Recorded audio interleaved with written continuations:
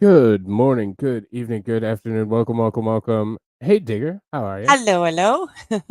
Hi, guys. Uh, started seeing some grumblings about eating the meat, and I I got a little too excited, so we had to go. Um, so yeah. How is everybody? Hope everybody's doing well. Um, God, we got some stuff to talk about. We're talking about initiation tonight. Yes. For the first part of the topic. And why I think that's interesting is obviously there's somebody who is in the news recently. Diddy did it, by the way. Totally did it. So Someone had to take over for Epstein. I yeah, mean, yeah, really. yeah. The WWE was going under too, so they can't do it. Right. So we need an heir apparent. So Diddy did it, and yeah, it's I don't know. We're starting to see more and more of this.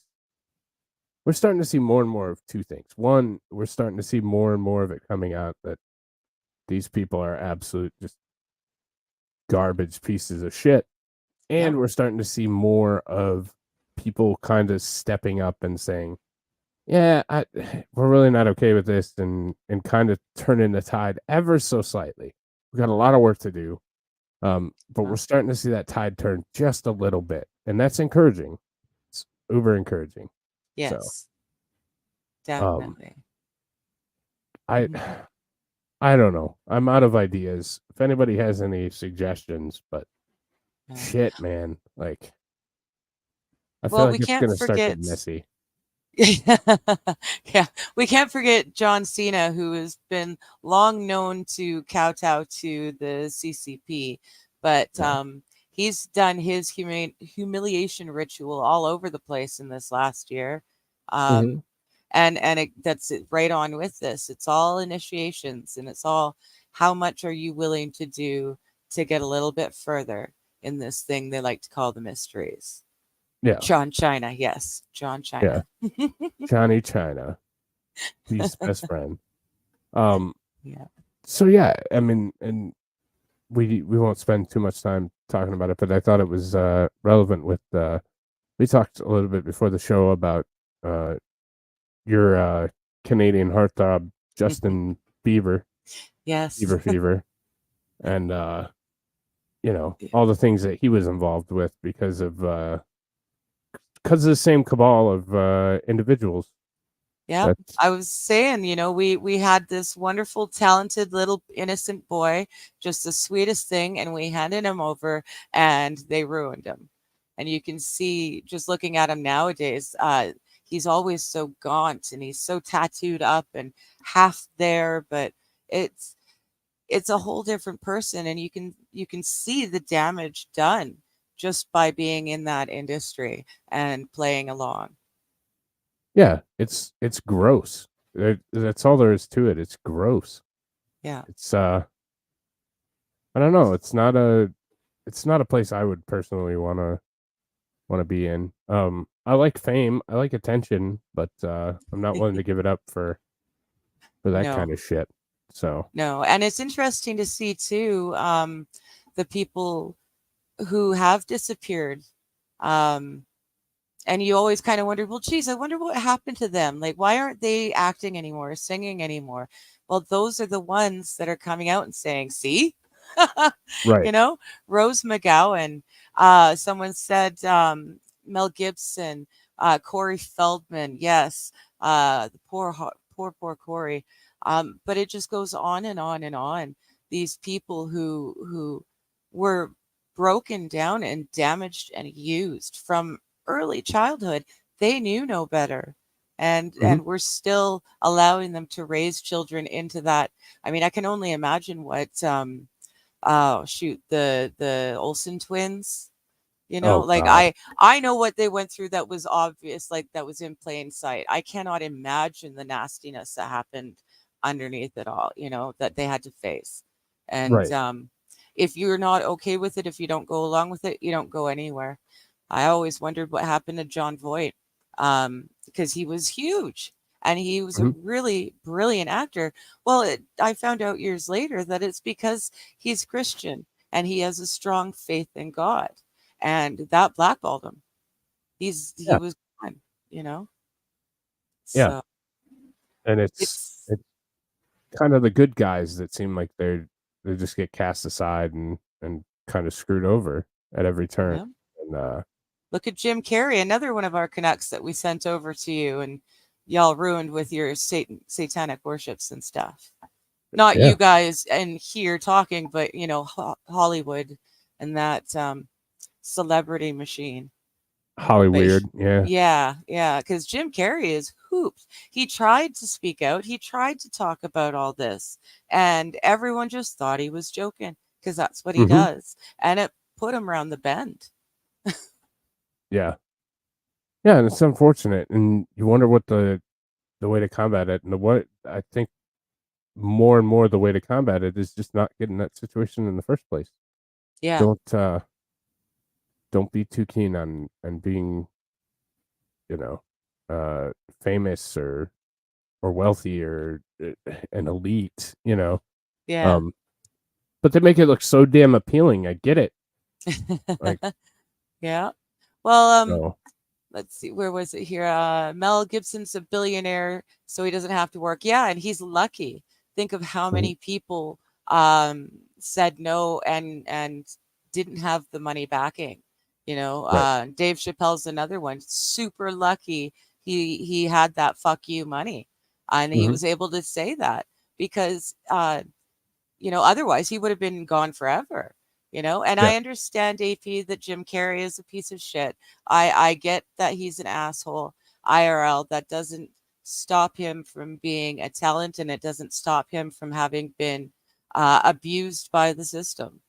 right, right. So Because you don't know what he was before he even got to that point. Like, he could have yeah, been a decent dude, and then everything went to hell because he had to submit to these he fucking torture. yeah, yeah, he did a lot. I'm sure he did a lot before he finally tried to come out and say no more. But Hmm. I know it's kind of like it's Canadian night, eh? It's a celebration here, JKD Buck, of us Canucks and our talent and how we ship it over to you guys, and Hollyweird ruins them. Yep, yep. Turns it into PDF files Yeah, and demon babies. demon babies. So, um, but I think you made me do two of them again tonight, right? 9 and 10. So, If we've got the time, yeah, the all right. initiations is first, and yeah, it's interesting as all get out. Okay. So, yeah, we might not, but yeah. We'll see how it goes. But yeah, we'll get right into initiation if you're ready to go. Yeah, I just want to say, lastly, is remember when we're doing this one particular, but all of these Mystery Babylon things, this is how their belief system works. All these Holly Weirds and P Diddy's and all of that, they all work off of the mysteries. Whether they call it, Freemasonry or Satanism or Luciferianism or whatnot, this is what the plan is. This is the script. This is what they believe. And we need to be able to identify it in our own lives and see it for what it is so that we don't fall for it. Yeah. Yeah, it's kind of like the it's guiding principles. It's It's their their 10 10 commandments. commandments. Yeah. Yeah. So, um and I don't know. Again, it seems like it's so fun, it's so desirable. I don't know what word I'm looking for, but we'll go with desirable. It's so desirable to take part in this kind of thing. Yeah, like fly around the world, get whatever you want, do this, do that. Yeah, like Hmm. I don't see how it's not fun. So, Yeah. um, Yeah. yeah. So it's unfortunate, but Yeah. yeah. No, I'm ready. I just Just hope we can all be ready together when it hits the fan, because it's coming. Yeah, it's coming fast, super fast. So, but hopefully we continue to win. Hopefully we continue to chip away, and hopefully we continue to win, because that would be ideal. One step at a time, and we can't stop fighting. Even if it's a losing war, we have to keep fighting because it's the right thing to do. Yep, so. Just keep pushing away and see where we get. So, but yeah, let's get into it and we'll get going with it. So, all right.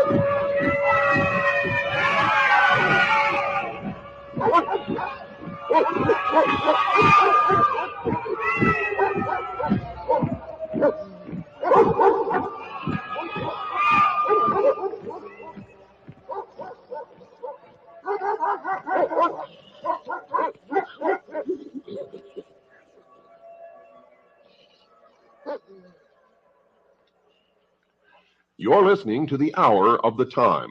I'm William Cooper. From Tinker Bell to Artie Shaw to George Bush's 1,000 Points of Light, America has been mesmerized by stardust since its very inception.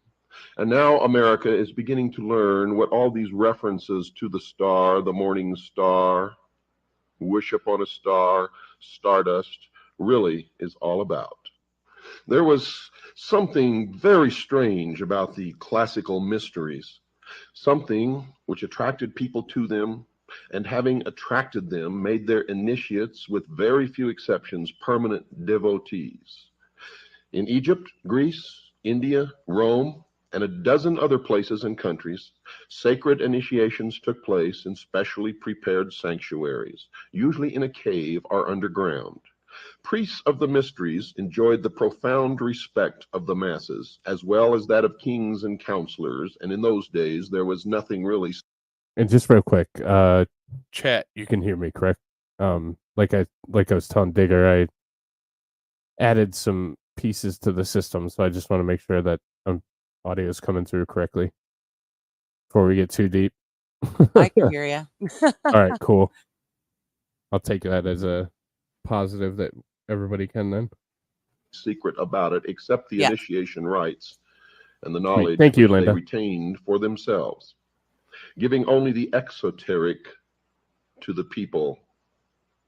What were the mysteries? Until relatively recently, and relying upon comparatively scattered fragments such as Apollosius' Golden Ass, historians and religious writers had formed an opinion of them which has been shown to be extremely naive, if not outright false. They knew that at the ceremonies symbolical teaching took place, and hence inferred that the mysteries were a relic of the times when academic knowledge was guarded by the very few, and scientific truths such as Pythagorean theorems were given only and only to the elect. They knew also that orgiastic drumming and dancing formed a part of many of the rituals, and therefore told their readers that this was a degenerate form of religion or a mere excuse for licentiousness. They found that stories of ancient gods and heroes were recited, and were sure that the mysteries constituted little more than an underground survival of prehistoric religion, magic, or tribal initiation. Or maybe that's exactly what they wanted us to believe, knowing full well that it was false. And of course, if those who did the writing were members of the mysteries, they would never have allowed the secrets to be revealed to the profane. But times have changed, folks. The study of brainwashing and mind control and conditioning the mind within the past decade or so has helped to lay bare the essence of the mysteries and has answered the riddles which surrounded them. You see in this process, those who had tried to keep the celebration of the mysteries alive, who had tried to revive them, have been shown up as relying upon the symbolic interpretation alone. And this revelation has been in its own way one of the most startling developments of contemporary religion. You see, for almost anyone, for instance, can get away with telling anyone else that he was an Egyptian priest in a former incarnation, because there's so very little verifiable material available to prove the reverse. It becomes obvious, though, when you attend a party populated by these nuts, when 6 people introduce themselves as having been Abraham Lincoln in a past life. But let anyone attempt to celebrate any of the ancient mystery cult's rituals, and unless he has a sound idea of how the human mind works, he is likely to escape the criticism of those physiologists who now see in the mysteries an almost open book. So let us return to a sketch of the conventional knowledge about the mysteries. In those of Eleusis, celebrated in Greece, the candidate had to undergo fasting or abstinence from certain foods. There were processions with sacred statues carried from Athens to Eleusis. Those who were to be initiated waited for long periods of time outside the hall in the temple where the rites were to be held, building up a tremendous tension of suspense. Eventually, a torchbearer led them within the precincts, usually underground. The ceremonies included a ritualistic meal, 1 or 2 dramas, the exhibition of sacred objects, the giving of the word, an address by the Hierophant, and oddly enough, closure with the Sanskrit words Kansha Ampaksha. The elements included the clashing of cymbals, tension, and a certain degree of debilitation. Eating something, plus conditions which were awe-inspiring, strange. The candidate was in the hands of and guided by the priesthood.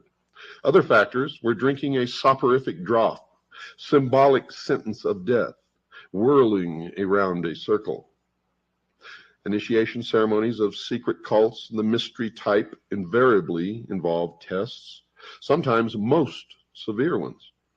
The effect of certain experiences was a carefully worked program of mind training, which is familiar in modern times as that which is employed by certain totalitarian states to condition or reshape the thinking of an individual. Are you listening to me, all you Freemasons out there who think that you're so smart? Well, you're not.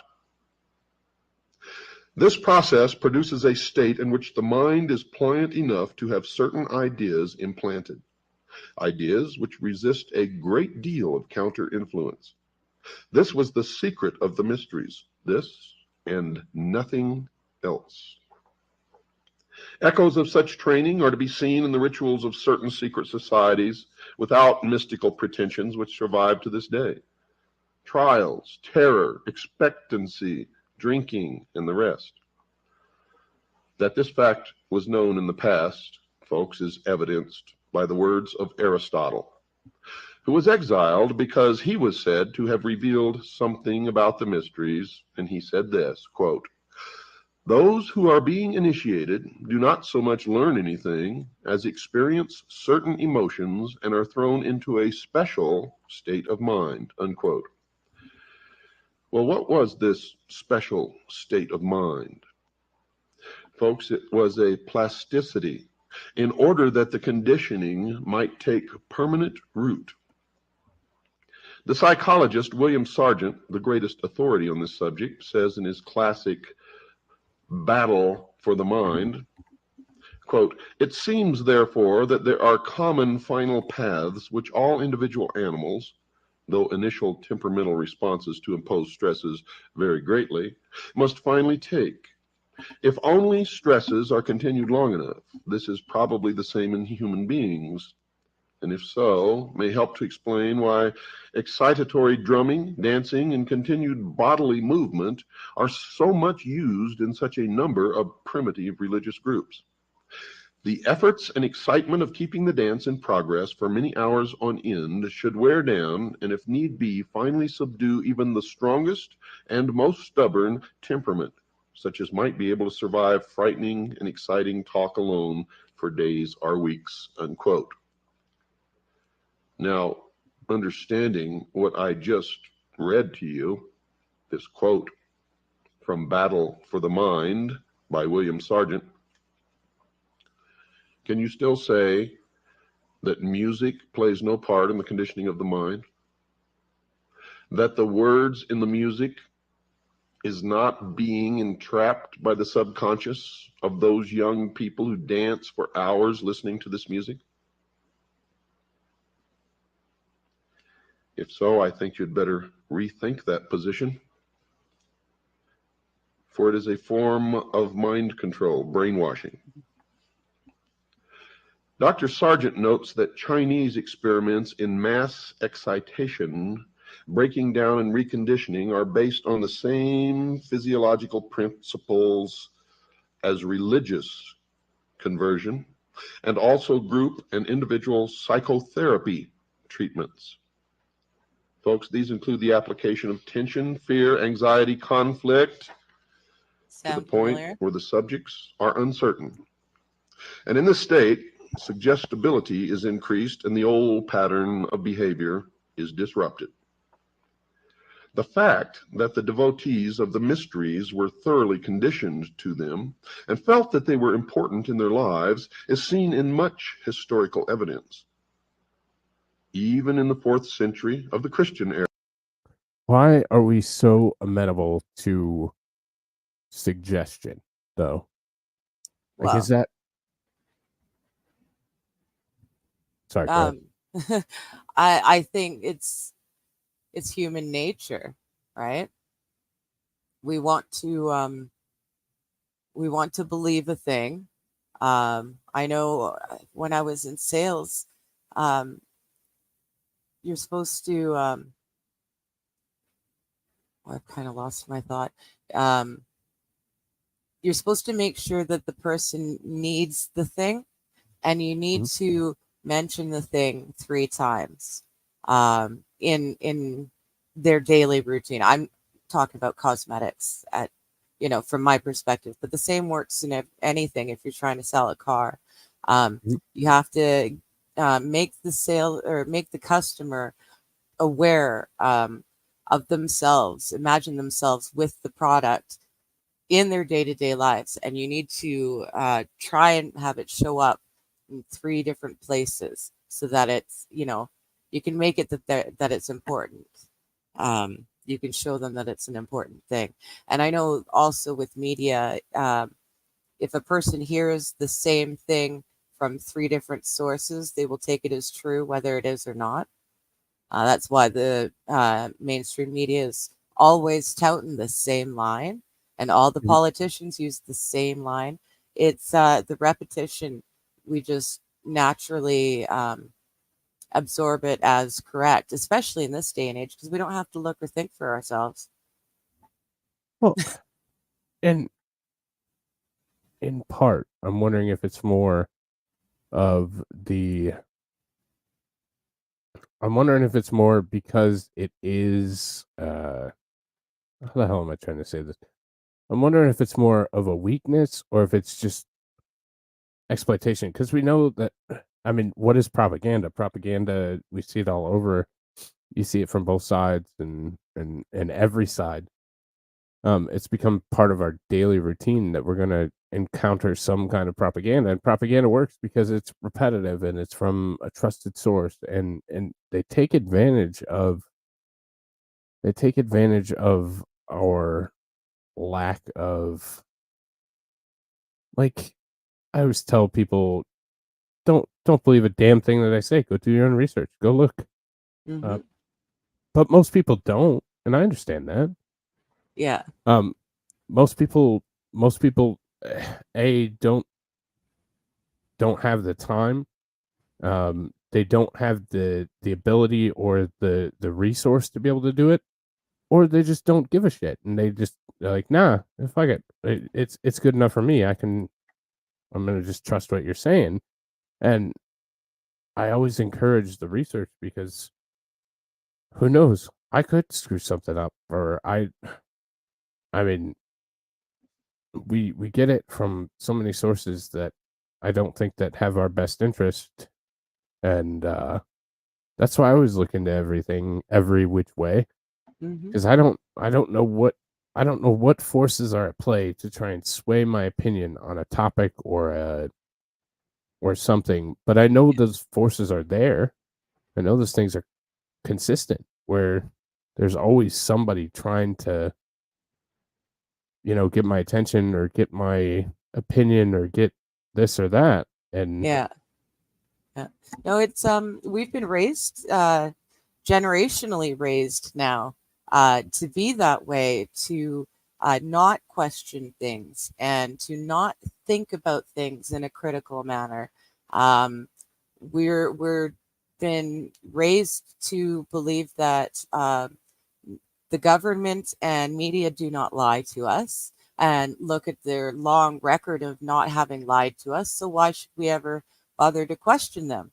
Because they right. never would start. And that's the problem. Our parents, or at least my parents, don't question anything. They just go with what the news guy says, because the news guys never lied, you know. Mhm. And their family, or their parents, same thing. Everyone's so busy working their butt off at, so many different things, just trying to make ends meet, that no one has time to even check and see if they might be lying about something. The only reason I am not the same libtard as I was prior was because I stopped being able to work. I stopped being able to leave the house. So I Yeah. started looking into stuff because I was bored. I got Yeah. time. And that was just it. I finally had time to start looking at stuff, and stuff didn't make sense. And I went, well, that's not right. So I'd look a little deeper, and then I go a little further. And I had no idea that my government was lying to me, that my provincial government is being run by the CCP of all things. Right. And if I were to tell someone that doesn't have the research and the knowledge I've got, they think I'm nuts. My entire family took the jab and are still taking their boosters like good little students. But they don't believe me, even with all the information that I can show them to the contrary. They still believe that the guy on the news station is just telling the truth. Right. Right. So, and And I sound like an absolute nut job. well, it's even worse than that. It's to the point where, like, I don't I don't even know how to explain it, but it's just to the point where things have gotten so they use it to their advantage. So, like, Yep. you take in the I was always taught, you trust your teacher, you can trust your teacher, you can talk to your teacher, blah blah blah, what they tell you, and they're really using that to their advantage. They're using that to P Diddy kids, um, you know, and shit like that. So it's like at some point there has to be a healthy skepticism of humanity, just in Yeah. general. Yeah. So There should be. But I mean, again, we can go back to Jim Carrey as an example. Um, he knew what was going on. To get as big as he did, he had to go along with it, at least to a certain extent. yeah. But when he decided not to, and he decided to blow the whistle on it all, they used him against himself. Hmm. No one knew where the bit started and when reality started. And no one could tell the difference. And Hmm. and that's what they do. My mom still does not believe that in Canada, abortions up to and after birth happen. She doesn't believe it. And I can show Yeah. her proof all over the place, but she won't look at the proof, Hmm. because that will totally blow up her entire worldview. And a lot of people, especially at this point in the post-COVID era, um, they're they're taking their little jabby jabs and their boosters. And at this point, if they were to wake up I think it would just break them like it broke Jim Carrey when he wasn't, when he tried to tell the truth and he wasn't believed. Yeah. It's people have gone so far down this road at this point that they cannot admit that they were wrong. Because if they admit they were wrong about this, what else have they been wrong about? And holy shit, there's a lot of conspiracy theories that have come out to be true, supposedly. So if, Mhm. if one little thing is actually the way, us conspiracy theorists say, then they're going to have to look at everything else and they can't handle that. Yeah. Well, I think there's some fear and there's some shame and some um just kind of that natural thought process of damn, like Glad if it you didn't happen start to me. right, like if you start realizing that these types of things are happening or start acknowledging them, then your whole worldview's out the door, and Yeah. you're kind of in a real bad spot. So, Yeah. um, you know, so I don't know, and there's so much information that is not. I think we're in I think we're in such a dangerous time. People say that there's so much information, there's so much this or that available to you. No, I think it's just the opposite. I think we're in potentially the most dangerous time because it's so easy to pass off bullshit information Yep. or fake information or information that doesn't make sense or that's Yeah. Well, harmful. I'm getting my country is ridiculous. The censorship laws just keep coming. And Mhm.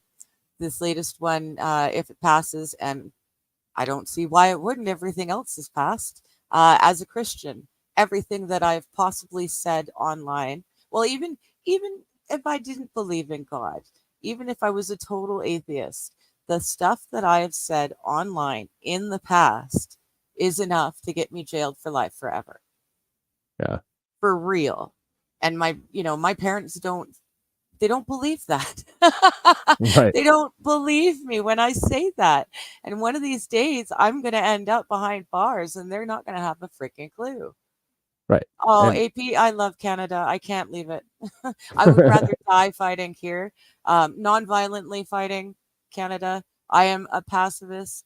We do not comply in civil disobedience. There is no need for violence. well, that's where we differ, but Exactly. um Agree to disagree on that. See Canada, see government. I'm a good little soldier. well, But it's it's so that bad. dangerous.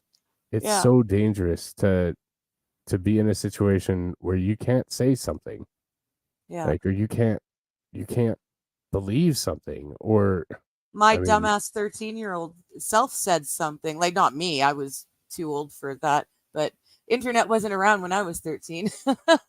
But yeah, I just keep thinking about my nieces and nephews, and they're gonna say some stupid shit on the internet because kids say stupid shit. But mhm, are that's gonna come back to bite them in the ass later in life. Stupid teenage hormonal rants are being used now against people who are in their 30s, 40s, 50s. And now YouTube's talking about with the memes, you have to label everything a meme if you mhm, change it at all, or else there you get downvoted or shadow banned or something. But by reporting yourself, you're shadow banning yourself, right? Because of course they're going to go, oh, that's a meme, well, we don't want to share that. right, And and this is it just keeps coming, little increments. You guys have got your constitution, but you've also got a whole bunch of corporations running you, and they mhm, can do a lot that to get around that constitution if you allow it.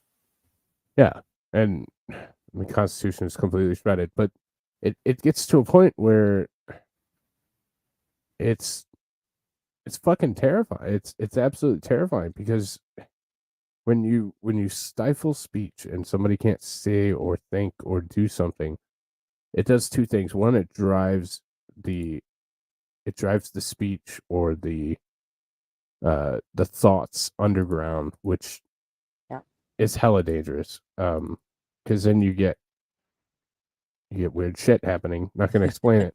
You get lots of weird creepies with their little manifestos. Yeah. Like Nashville. Never mind.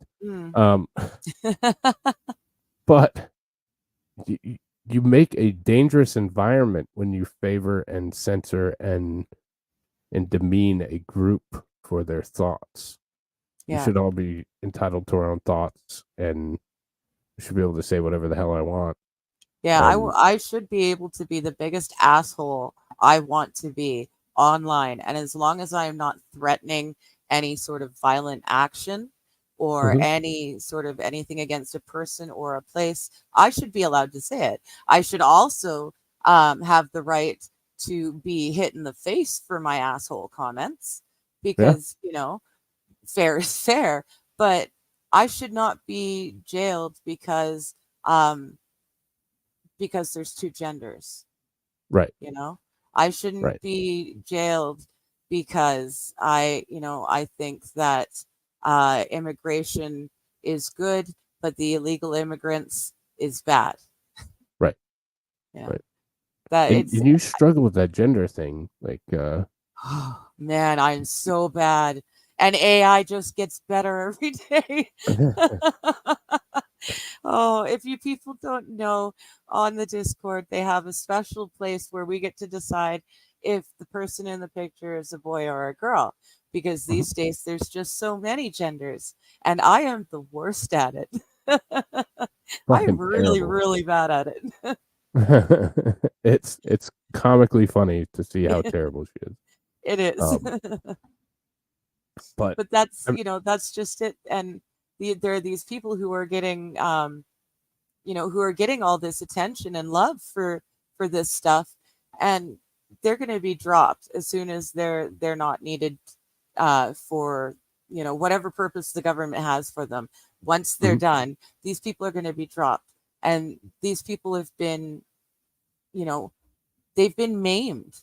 They've had parts removed from their bodies as children when they have no idea, like they don't even know if they're really sure that they want peanut butter and jelly or if they want, like a ham sandwich for lunch. Right. So how on earth should they be okay to want to have things locked off them or chunks off their arms to build these silly little, feelingless appendages elsewhere? It's ridiculous. And saying anything like that is about to get me jailed, which is also ridiculous, and kicked off of social media and kicked out of here and kicked out of there and blah blah blah. And yes. And I mean, I'm on disability too, so God forbid my government, all they have to do is go meh and turn off the tap, and then I'm really, really hooped.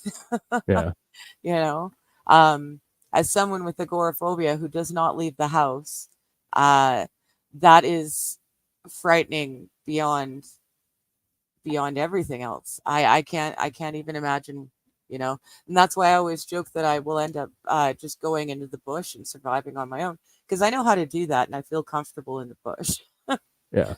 But it's all just so scary. I was doing research on conspiracies about the fact that Pope Francis is the first Jesuit pope. Now, I've looked into this before. I've got lots of reference materials and stuff. But when I went looking through my reference materials, a lot of it, the links are broken. And I start going and searching Google, and I suddenly realized halfway down the page in a tiny little sliver between two non-search searches, it says that certain items have been removed from my search list because of my country. No shit. Yeah. Wow. So, yeah. And it was the teeniest, tiniest. If I hadn't been looking for it, for a reason why I couldn't find this stuff, I would never have even seen that little blurb. So I have no idea what I'm not getting anymore. Yeah. I'm watching a Bible series. I'm pretty sure there was 8 different hour-long talks. I can see 4 of them, and the rest of them have been blocked by my country. Holy shit. Yeah, that's what I found out while I was homesick with the flu. I was trying to do a Bible study at the very least, and I couldn't even do that because Canada says that my Bible study is not okay for me to watch. Thank you very much. Hi, Jesus. Christine. Thank you for showing up. Hey. How you doing? Yeah, I don't. So There's the nothing people like out my there that's that oh dangerous unless the system is broken. yeah, yeah. Well, Like, and that's the thing. My family, the ones that have fallen for it all, they won't even believe me about that, about the Bible study stuff. Oh, I'm sure there's something wrong. I don't know. I'm sure we must have just done something, hit a button. I love my dad to bits, but he's even worse at tech than I am, and he thinks he's just accidentally clicked on something, and now he's it's doing it to him. But not that the government is saying no, you can't watch this. He thinks right. he's screwed something up. Huh, So yeah, wow. yeah, Real quick to address that, Jason. Um, yeah, I mean that was always the direction it was headed. Like it's too 150 cool. feet, those water or that water, the temperature of the water, they were unfortunately lost when they hit the water, and I think that's all. I Yeah. think that's the common presumption. Maybe if it wasn't the official word, which is unfortunate, but I think we all kind of had that in the back of our heads at least. So, And thank God it was only 6 people. yeah, yep, It could have been so much worse. And all of the conspiracies running around about this. See, again, that's it. It's the double-edged sword of this internet thing is we've got access to all the information, but you've got to be willing to spend the time and energy to sort through all of the information and decide for yourself what's hmm true and what's false. And so many people don't have the time. yeah. Real conspiracies get ignored and poo-pooed while fake conspiracies become the head news. The time or the the ability, like it's not like you said, like there are certain things that are geolocationed off, or it's not easy to always find what the hell's going on. So I get why people may not be the best at figuring out exactly what's going on because they don't make it easy. Well, and Never. in the absence of fact, people will assume, Yeah. and that's always worse. Right. Right. So, um, yeah, that's unfortunate, but I think that's kind of at least with me, that was the thought of the direction it was headed to begin with. Yeah. So, um, but like you said, could have been worse. Could have been much, much worse. Yeah. So,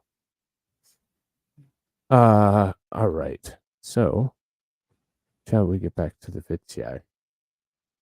Oh, just quickly, Yeah. Jason, when do you think society started to not question things? My guess would be World War I. I think the onset of World War I was such a shock, and then people went away and fought and came back ruined, and all they had was their governments and their church to rely on for real information. Mhm. So everything after the start of World War I has just been one big propaganda story that's been meted out through generations of people and used against us. Yeah, I tend to agree with that. I mean, I think there was a natural spot where it probably happened, and I think that's a reasonable place to think it started. So, Yeah. um, but yeah, so Mhm. we'll get back to the video if you're good with Yep, that. I'm good. All right. shit, there's one more thing I wanted to address, but then I forgot what it was. So Yeah. I'll think of it in a second. Okay. Era, the Greeks were insisting that they, quote, would consider life unbearable if they were not allowed to celebrate those most sacred mysteries which unite the human race, unquote. Now, the work of those who have pointed out the function of the mysteries as mind training and conditioning has, of course, evoked no answer from those who still think that the rituals are mere symbolic representations of knowledge or facts. And indeed, they cannot admit this simply because they would be admitting their own foolishness and stupidity in the process. Yep. So they will resist at all costs and continue to go to their meetings, for to do otherwise would be to confront their own fallibility. And in human nature, that is one of the most difficult things for any individual to do. We all realize that. It's interesting to note, folks, that the ecstasy which is produced by excitatory methods and is followed by manipulation of the mind is still sought by members of many secret cults who are aware of the scientific explanation.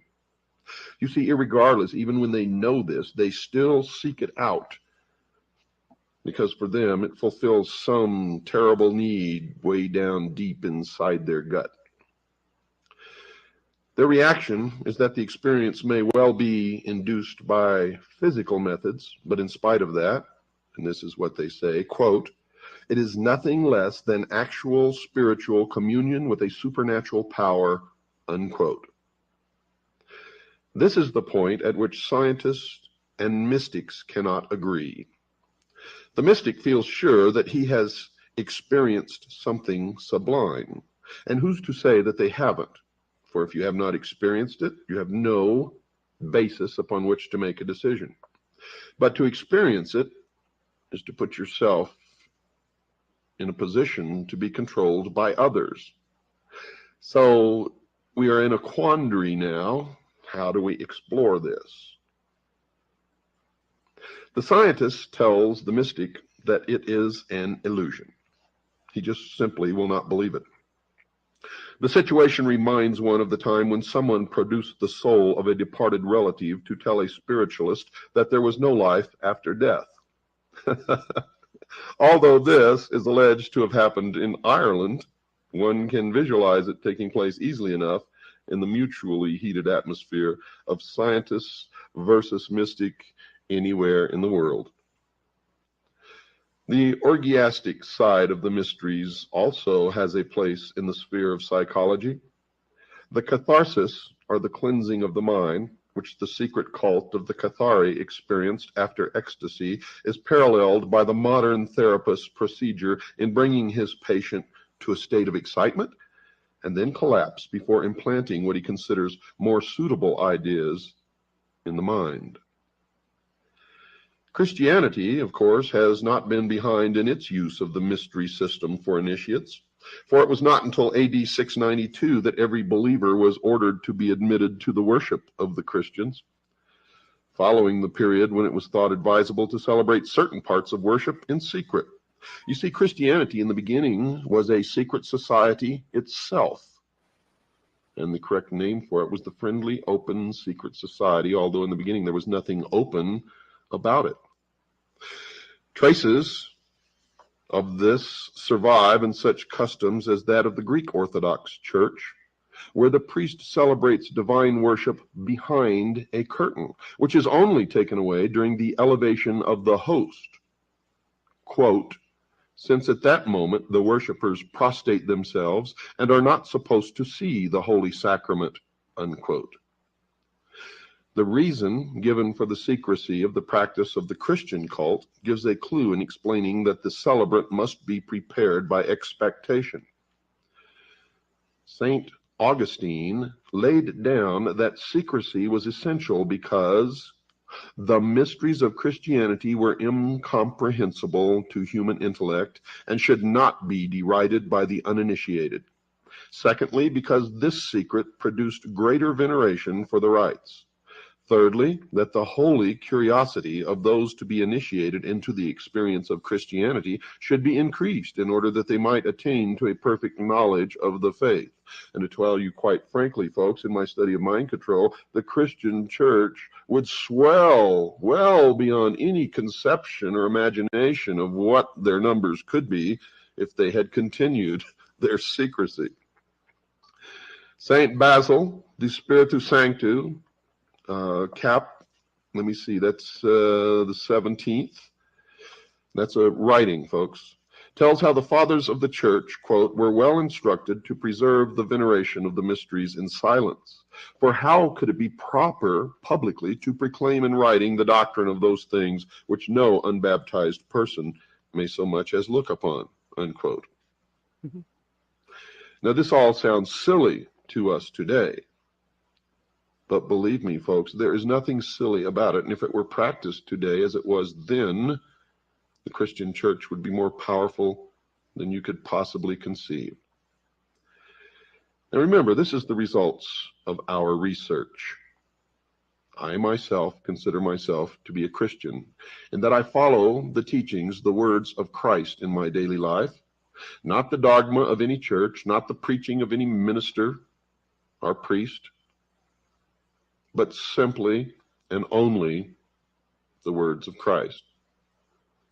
Seated upon the foundation of that which God gave us early in our history, the moral code called the Ten Commandments, as they were originally given to Moses, and not as they were changed by man in the form of the Pope. The origin of mystery ceremonies seems to be India, or at least the place and time when the Brahmin priesthood started its initiations. The ceremonies were based upon the Hindu myths, but the procedure followed in training the aspirant is strikingly similar in Egypt, and Egypt profoundly influenced Greece. Now, what's left out here, and the reason it's usually left out, is because any mention or discussion of the Babylonian mysteries or the Babylonian religion is usually met with much criticism and derision by those who believe that it was a terrible institution. The mysteries definitely came from the East, and the East in the mysteries still survives today. When one Freemason greets another and he's not sure if he's really a Freemason, he'll ask him if he's a traveler, or if he's traveling, or if he is a fellow traveler. All, I might add, were the same code of identification used by the Communist Party in this country, because communism and the mysteries are the same entity, as are socialism and the mysteries. Mic drop.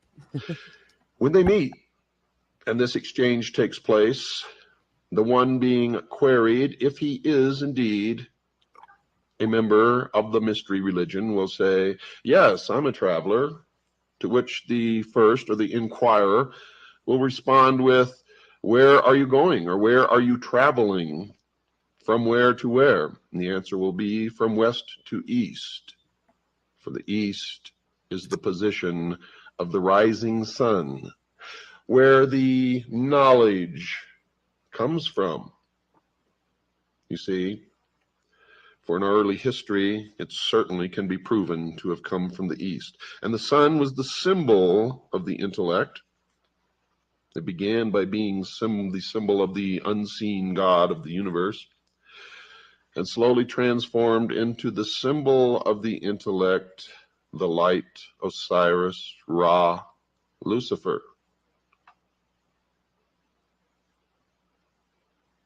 Prayer, fasting, and study were the first requirements when the Indian candidate prepared himself for the trials which were before him. All of this, folks, originated in Babylon at the dawn of civilization. For the actual sight of the great gods and for the final word or teaching which would be implanted in his mind when it had become sufficiently prepared to receive it. And if the weather was cold, he he would have to sit in the snow or rain naked. In the torrid heat, he sat in the full blaze of the sun with 4 fires built around him to give additional heat. And this was the first part of the undertaking. While he repeated prayers and repetitions, which included the invocation for his complete conversion. This latter concentration, folks, upon the desires of the candidate is applied in more than one of the mysteries. Some of the initiation ceremonies were cruel and painful. Coupled with the word, which is given during the ceremonies, it means that the power of suggestion is being applied continuously and should penetrate into the mind at every moment when it is able to receive it. This period of dedication was succeeded by one in which he visited the underground cave of initiation. And when it wasn't in a cave, it was in a tomb or a crypt, such as the pyramids of Egypt, which were never tombs of pharaohs, but were, from the beginning until the end of their use, they were temples of initiation. Passing through a tunnel of complete darkness, the initiate emerged into the cavern where 3 priests, dressed as gods, awaited him in resplendent and intimidating array. After being addressed and partaking in the oration of prayers, the initiate walked rapidly around the temple several times, this called circumambulation, and was then carried through several subterranean and unlit caves. During this time, there were wails, screams, and shouts from every side, while illuminated specters and other horrors abounded. At the end of this terrible experience, the aspirant came to 2 doors, which, when thrown open to the sound of the sacred conch trumpet, the conch, folks, is a shell, revealed a scene of brilliance and glory. This hall was full of every delight in the form of pictures, music, and perfume. The initiate walked to an altar in the room where he was again harangued and presented with his 7-fold cord which marked his passing through the initiation. Now, if we compare these proceedings with those which were said to be carried out among the Egyptians, the parallelism is startling even today. The candidate was taken to a well, which he had to descend until he came to a tunnel. Torch in hand, he passed through a door, which closed with a resounding noise, as if never to be opened again. He was met by frightful figures, which offered him a last chance of going back. Then he passed through a fire, swam through a dangerous underground stream, and as soon as he reached a door and touched a ring to open it, a blast of air blew out the lamp, which gave the only available light. Some type of machine swung him over a bottomless pit, and just as he was on the point of exhaustion, an ivory door opened, and he found himself on the threshold of the resplendent temple of Isis. Here the priests received him into their company. After this series of tests, he had to undergo fasting and what would nowadays be called indoctrination before he could be considered completely initiated into even the 1st degree. The foregoing experiences were followed by the higher degrees, those of Serapis and Osiris. Okay, so I have to clarify something. So I was thinking about what you said with the ritual sacrifice or the punishment ritual for John Cena or whatever. And so now I'm thinking about it in more depth, and I'm like,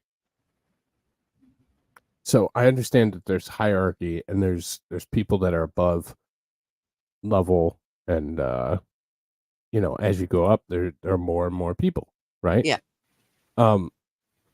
So, but what kind of power, what kind of raw power or pure power do you have to tell somebody that they have to make an ass out of themselves on national television, or, you know, do that kind of, like, what kind of I don't know, like, what kind of power do you possess to be able to make that call or make people do things that are detrimental to themselves, their character, their image, you know?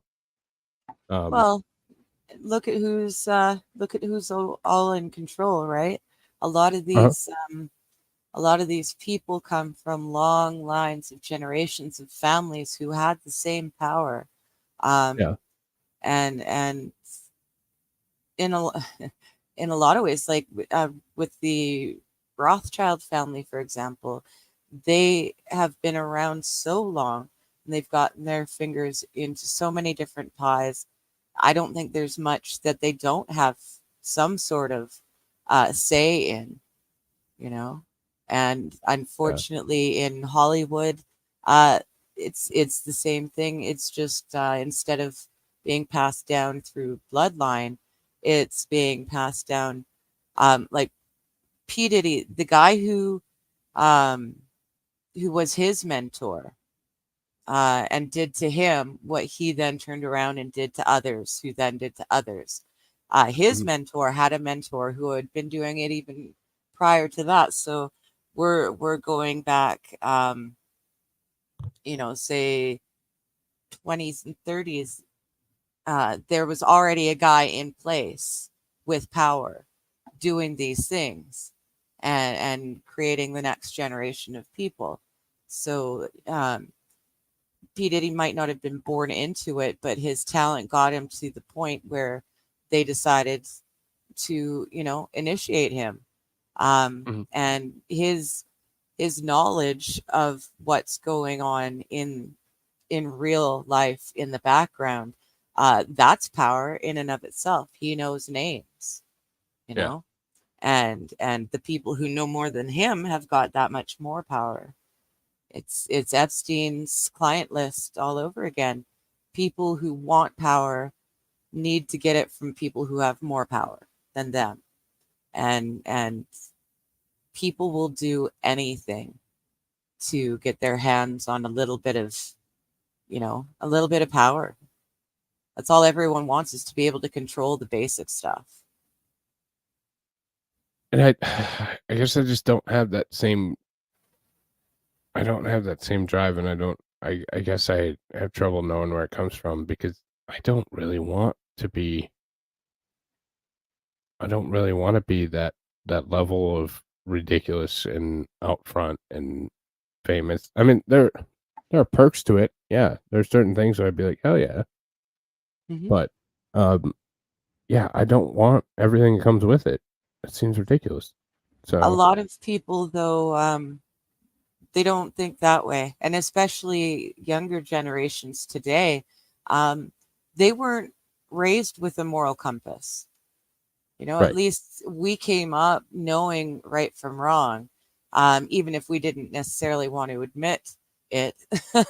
We do know, and younger people these days, they don't even have a moral compass to rely on. They've literally, they're. We were talking about this the other day. Someone was joking about how children are evil and you have to train them to see the right way. And I said, no, no, children aren't evil. They're just feral. They have yeah, nothing. They're completely empty, and they're working on what feels good, yeah, and we have to show them why things feel good and bad and why things are good or bad, and they have to learn these things. And if you don't get taught these things as a child, you're going to end up with the kind of people that we've got now. you yeah, know we've got adults who throw childish temper tantrums in fast food places because someone messed up their order. Just right, ridiculous stuff. But people um, in the younger generations were never given an ability to regulate their own emotion. yeah, Um, and that's exactly as the people in charge want it to be. Because if people are so busy throwing a fit over the fact that they forgot to put ketchup on my Big Mac, well, they're not paying attention to the big things, like the fact that the government is now signed a thing with the UN back in 2015 that they're instituting now in my province, where they can come in under the name of an emergency. They can come onto your property. They can seize your land, your home, your vehicle, take whatever they want. They can knock down crops, kill off livestock. They can do anything they want, and they don't need a warrant. They don't need anything. They just do it because there's an emergency. But an Yeah. emergency is so vague that it could be whatever they want, and that's literally, it's Bill 21 or Bill 23. My dyslexia messes it up, but it's passing in British Columbia right now, and it's a UN agenda. Sendai, I think it is Sendai, I believe. It's a UN agenda agreement that they're implementing all across the world in the different countries. You just don't know about it. You don't hear about it because we're so busy paying attention to the dipshit who shot the gas station attendant because he didn't, have the right peanut butter or something. Right. So It just seems so ridiculous. yeah, and it is, but we've raised generations now of people to be this stupid. Yeah. That's why they can tell us out loud exactly what it is they're doing now, because people are so stupid, they don't realize. Yeah. It's all just so damn frustrating that this is where we're at. And Yeah. and I feel like we're wasting time and wasting the talents of so many young people and so many people that could be something, some kind of force for good in this world. And Yeah. it's just, yeah, fuck it, like whatever. We're gonna Let them rot in their own juice. yeah, and it's, I don't know. So Yeah. Yeah. Well, and that's crazy. why this Mystery Babylon is so important too. Is if we can see it in our day-to-day lives, we can avoid it, and we can potentially help others to avoid it as well. Yeah. People are so busy working 2 and 3 and 4 jobs, just trying to keep a roof over their heads and food potentially in their kids' bellies. They don't have the time to see all this craziness that's happening, Yeah. and that's how they're winning. That's why it's as bad as it is now, is because people like my parents, my brother and I were raised by the TV while both our folks worked their butts off all day Yeah. long, every day, just to keep us fed and with the house. And so they had no idea what we were learning and what was going on in government, what was being decided for them as a people in a country, because they were too busy working to survive. And it's gotten 100 times worse now. Yeah, where you can't really have a ton of impact on something because you have You're too busy trying to survive. Yeah, there are other issues to attend to, other things that require your immediate attention. Yeah. Yeah, it's unfortunate. I will continue.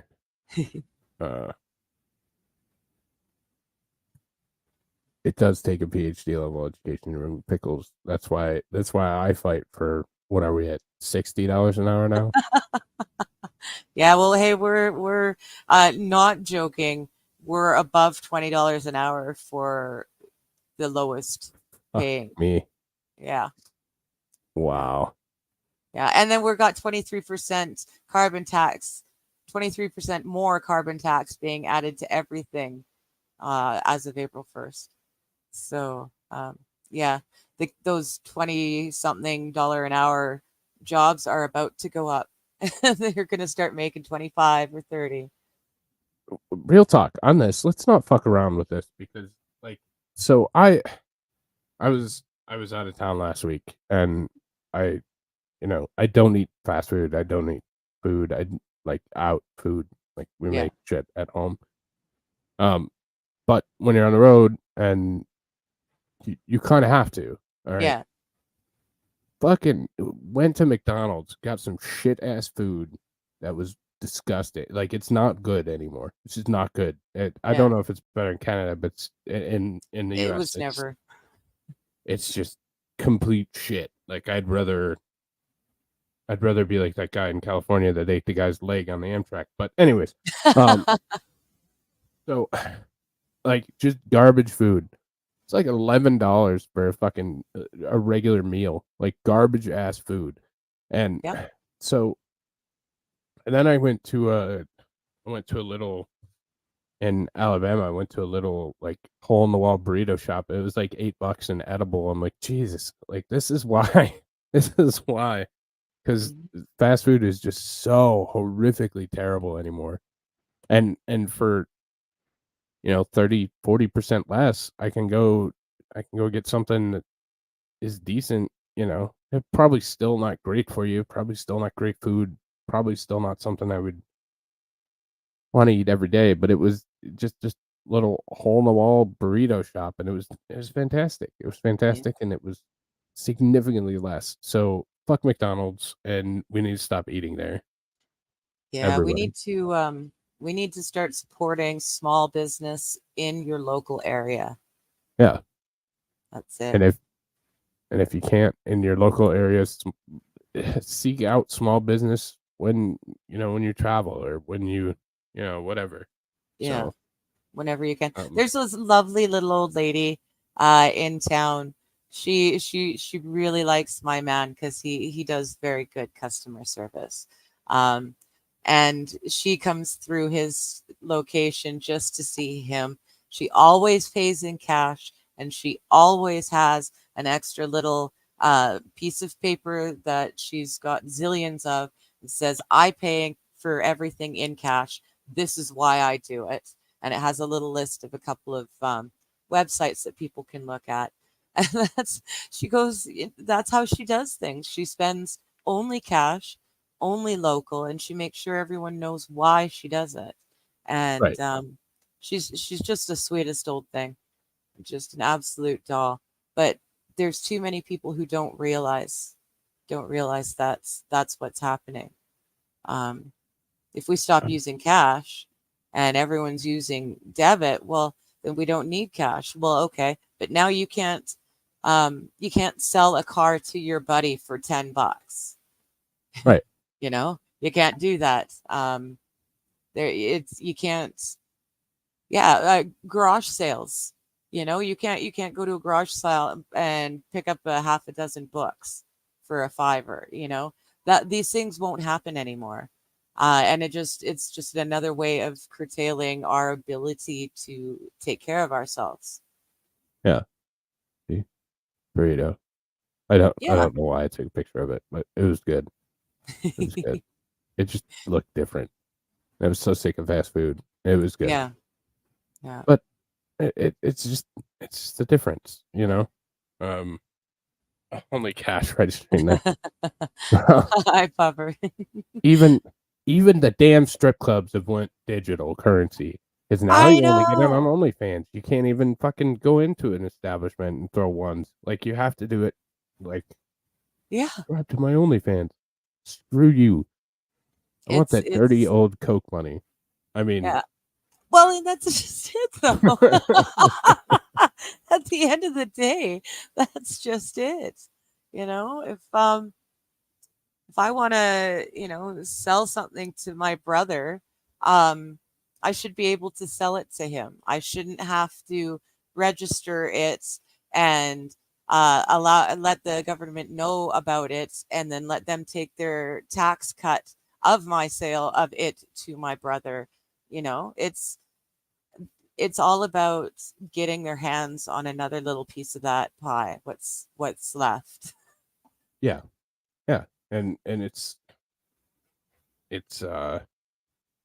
everything belongs to the government, and they're trying to let you know that that's the way it is. Everything belongs to these assholes that are doing these terrible things to the humans, and it's not being good people. And and they get off to it. They enjoy this.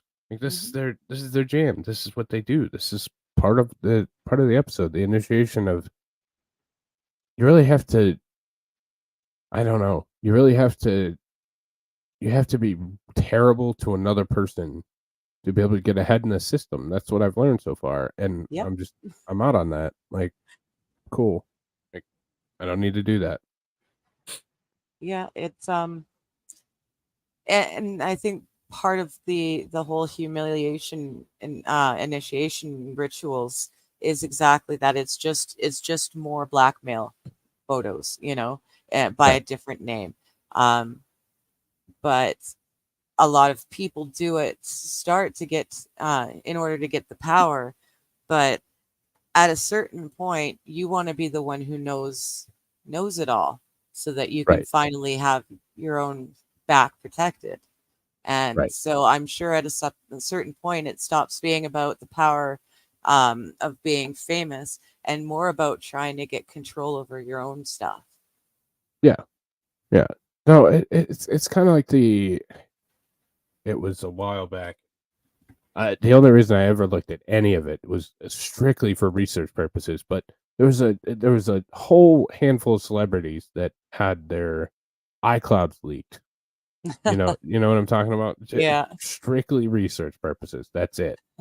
Um, but it's like, damn, no, there's no way in hell that all y'all got hacked and leaked on the same day. Like that was a message. That was Yep. putting it out there that yeah, we have all this, and this was your price for entry, and you stepped out of line, so now we're going to make you look like hell by releasing all this stuff. And it, Yeah. I just don't buy that. I don't buy the leak theory. I think there's much more nefarious plan behind it, and Yeah, I think they were teaching people to stay in line, yeah, not to step out of line. Um, that kind of happened around the same time as Jim Carrey was disappeared, right? hmm It was a little while. It was right around that same area though. Um, yeah, but the other thing too, they can turn you off really easily. Um, with not just with the power but with this cashless society, they can just decide to turn you off, and now you can't buy anything, you right, can't go anywhere, you can't use transit, you can't pay your rent, um, and it's yeah, it's coming. yeah, And no, this is all a part of the plan. and it's your man up there, and it all Don't runs back trust to China. China is asshole. Yes, yes. And that is oh, so much more correct than even you have any idea, my buddy. yeah, yeah. Oh, China is asshole and they own us.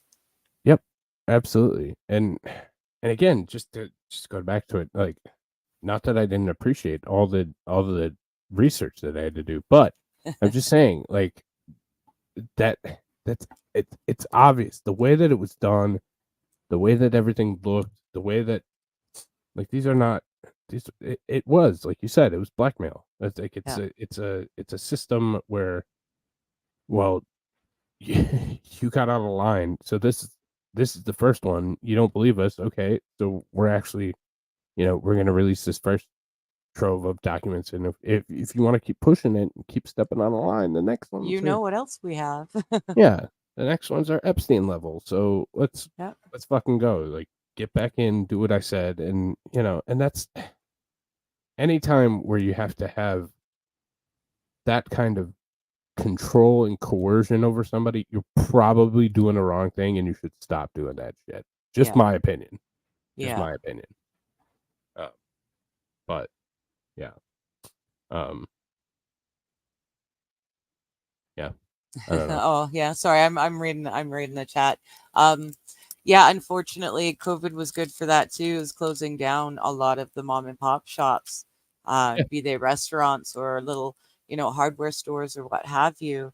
A lot of them got closed down, got forced out. And yeah, there's going to be a point where you can only buy from those people who have the Authorized sellers. connections. Yeah. Yeah, the big umbrella corps that control all these different little things, and we really are the fact that Oregon is not allowing you to have gardens and um, have like a chicken or two anymore. It's against the law. They just passed it in Oregon state. Little gardens, like something you do in your backyard or on your deck, like I Mhm. do. It's illegal because of this whole climate change bullshit. So it's illegal to grow the food that you need to feed yourself to survive. But you can keep growing that weed. I Yeah, know. well, I'm not saying. You know what I'm saying? yeah, Like but no, and you can keep buying from the big Walmart that the food that you're buying from them came from halfway around the world and has got God knows what kind of GMOs and other wonderful things in it and have been done to it. You can keep buying that stuff, but you cannot, by law, grow some peas, snap peas in the garden. yeah, because once again, China gives two shits about climate change. Yeah. Um, they're big proponents of climate change. Oh, They I know. love climate change. Like, Those ski hills in amongst the coal burners, that was just beautiful. but all right, they're gonna close down small farms, sheep, chickens, milk cows too. Well, yeah, and Yep. then you move it to a place like Tyson Chicken, and then Tyson replaces the entire workforce of the population. City had 8,000 people, 1,200 workers worked at Tyson Farms, and all of the natural U.S. citizens, I guess you'd call them, Yep. they were Gone. all removed, and all illegal migrants took their spots and it completely annihilated the entire town. Yeah. Small town, people just doing their thing, trying to get by, and it now completely Yeah. fucked. So There's people protesting across Canada right now because their student visas, they're making it harder for them to stay here on student visas and immigrant status, and they want the same rights as all Canadians, even though they're on temporary work visas or student visas or what have you. They want the same rights. They want the same um, benefits, and they're gonna get it. permission to be a bigot for a second? No, I'm not gonna ask you for permission. I'm just gonna do it. Um here's always been my thing. If you have this skill set where you're capable of making things so much better, or you have these ideas, or you want these rights, or you want all this bullshit, do it in your own damn country. Make your own country the beacon of civilization. Make it the place you want to be. Make it where everyone wants to live and grow and build. Don't come Yep. here and try and change my country to your what you left. Like, I don't Yeah. want what you once were. Sorry. Yeah. We had our Juno Awards, which, for anyone who doesn't know, which is probably everyone, that's our music awards. That's our Canadian.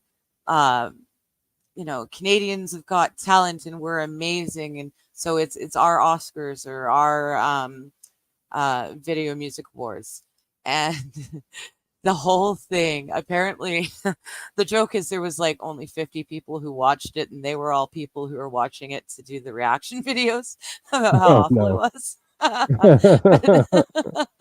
But the person who won best new music is some dude from India.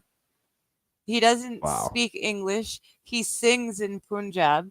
He Yeah, and he won Best Canadian New Music. It's So it's he's gonna just sing the national anthem at the next hockey oh, game? Is that what you're telling probably. me? Yeah. Probably. But, they couldn't even get like real real Canadian talent couldn't be bothered to go um to attend this thing, but Elliot's Page was there for sure and giving us a rousing speech on just how horrible Canada is to their trans kids, and how we're taking away their lives, and this and that and the other thing, because Alberta is killing trans kids with their policies on no hormone replacement therapies. And oh, the whole thing, they had drag queens dancing around during speeches, and yeah, it was one big political advert for the crazy clown world. Yeah. Yeah, it's not, I hope it gets better, but I feel like we got a long way to go before it gets there. A long way to go. Yeah. Long way to go. But all right, so we could get off track for the next 6-7 years. Yes. But I think we should get back to the video. Yes. So. I won't say anything about maids.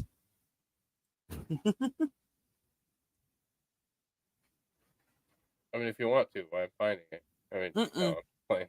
We'll never get off. In the process, the wives of the priests would tease him and cajole him and try to get him to make love to them. And if he successfully resisted, then he could say that he had passed all the tests. But if he succumbed to their advances, he was not considered worthy. It is needless to outline the beliefs and methods used in the Chinese, Japanese, South American, and other mysteries, because while the legends which are inculcated may vary in some way, they are all essentially and basically the same. The training hardly varies at all. The real mystery of the mysteries, folks, is how and when man first discovered the use of certain procedures to condition other men and thus rule them and control them, and whether the discovery was instantaneous or gradual, or simultaneous or at different times and places. But one cannot date doctrines as one can archaeological finds by radioactive carbon dating. And so you've reached another milestone in your education into the mysteries, and this program is only half completed. And again, I must remind you that we have just begun, for we are essentially covering 6,000 years of the history of a hidden religion known simply as the mysteries. To Christians, it is Mystery Babylon. To others, it is called the Invisible College. In all cases, it belongs to those who consider themselves in possession of the only truly mature minds, and thus the only ones capable of knowing certain advancements in technology, sociology, and many, many other things. They call themselves the guardians of the secrets of the ages. And I can assure you, folks, they are in complete control of all elements of our society, military, and government at this time. So it is essential that you learn these facts about them and their organization so that we can decide our future. Don't go away, folks. We've got to take a short break. I'll be right back right after this pause. The cult of Mithra, the intercessor between man and the Persian divine power Ormuzd, was once an extremely widespread one, for it is the original cult of the sun. From its origins in Persia, the faith spread to Babylonia, Greece, and finally the Roman Empire, where it struggled against Christianity at the latter's inception. Christianity believes that it won with the decline of the material virtues of the Romans, but there are people who worship the solar deity today, and even London has its Mithra temple. Mithra was said to give his worshippers success in this world, as well as security and happiness in the next. Sound familiar, Freemasons? He was originally a genie, the worldly representative of the invisible power. which ruled the affairs of men. Later, and the cult probably has a history of over 6,000 years, he became thought of by his devotees as being not just one of the 28 genii, but the only one which mattered, and the only one who could cater for the wishes and needs of the people. Thus it was that the ancient Aryan worship of Ahura Mazda, the Supreme Being, was displaced by that of one of his representatives. Now, one way, folks, you can tell who or which corporations or businesses or societies belong to these cults is to look at these names, such as Saturn, Mazda, etc.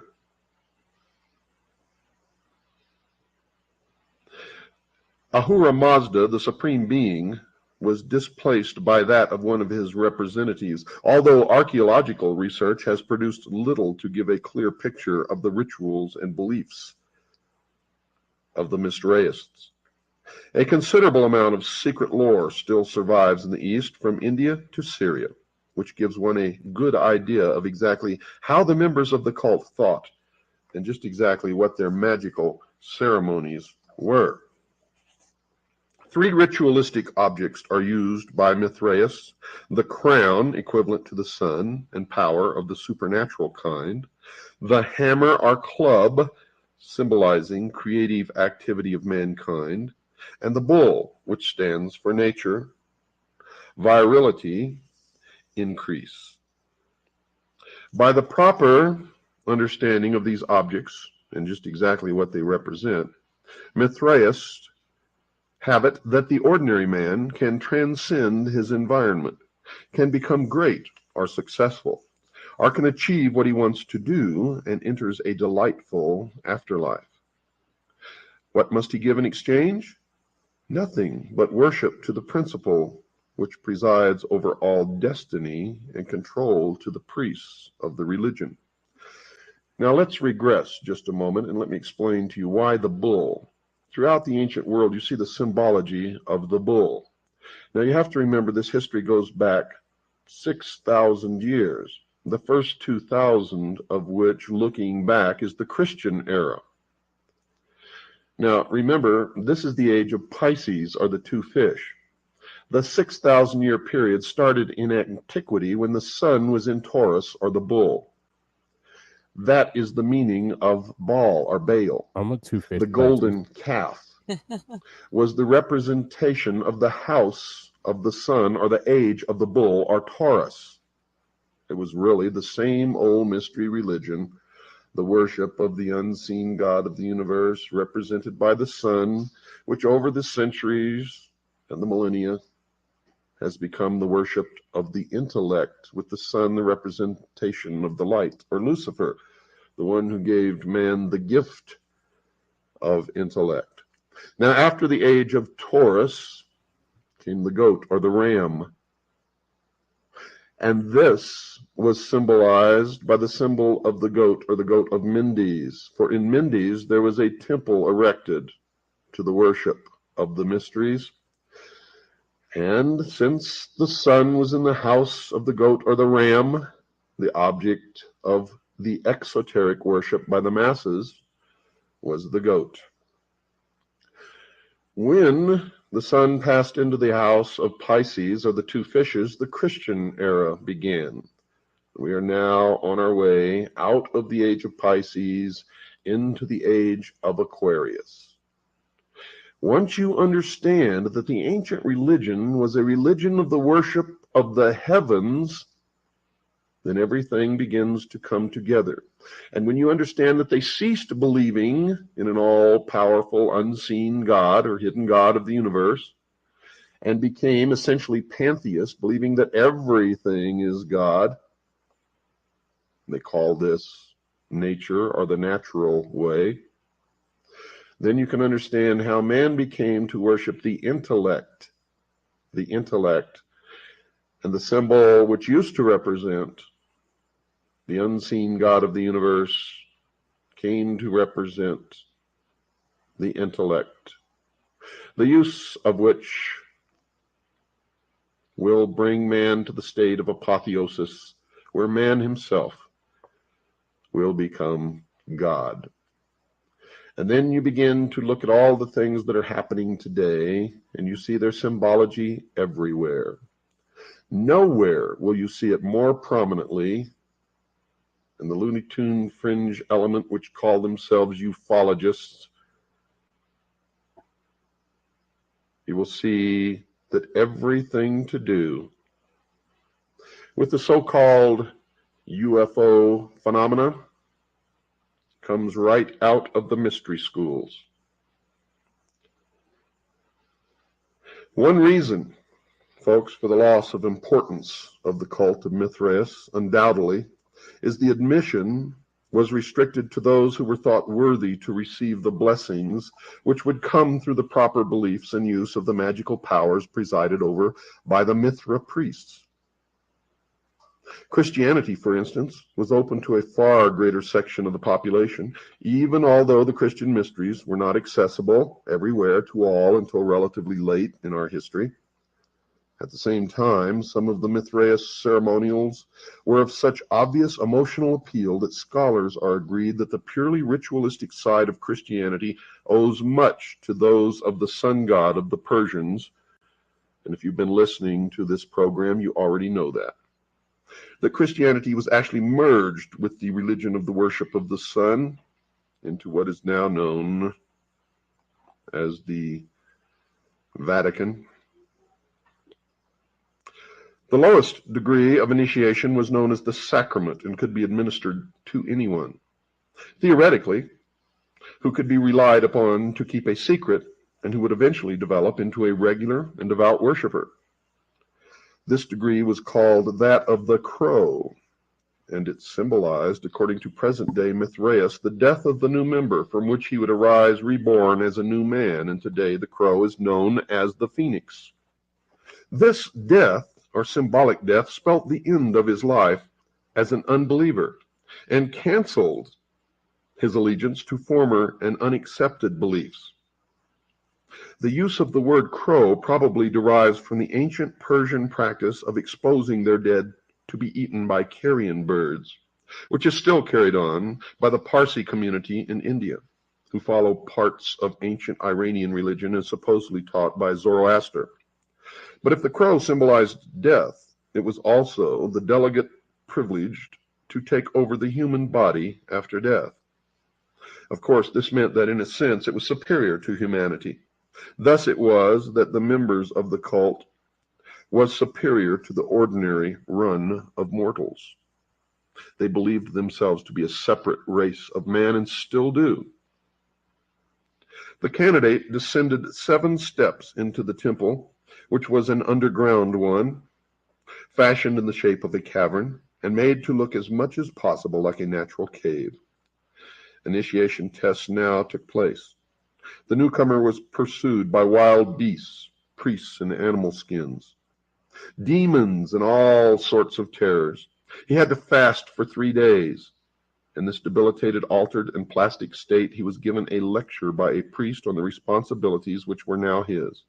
Among these were the necessity to call brother only those who had been initiated. In the words of a Freemason today, whose son I happen to know, "If you are not one of us, you are nothing."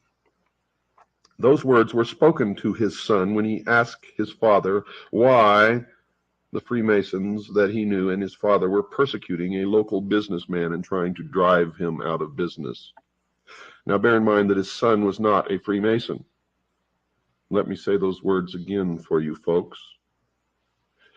Quote, "If you are not one of us, you are nothing," unquote. All family ties were severed. Nothing mattered except doing one's job well and carrying out the worship of Mithra.